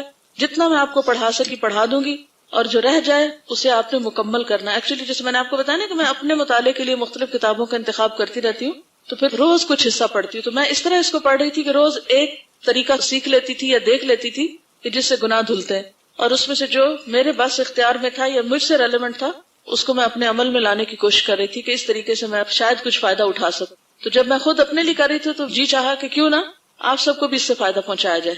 یہ 2 سوال اس پر آئے ہیں کہ گناہوں کی پہچان کے طریقے کیا ہو سکتے ہیں، اور انہوں نے لکھا ہے کہ کیا یہ اچھی بات ہوگی کہ میں اپنے ہسبینڈ اور بچوں سے پوچھوں کہ مجھے وہ باتیں میری بتائیں کہ جو میں غلط کرتی ہوں. یہ انہوں نے بہت اچھا طریقہ بتایا.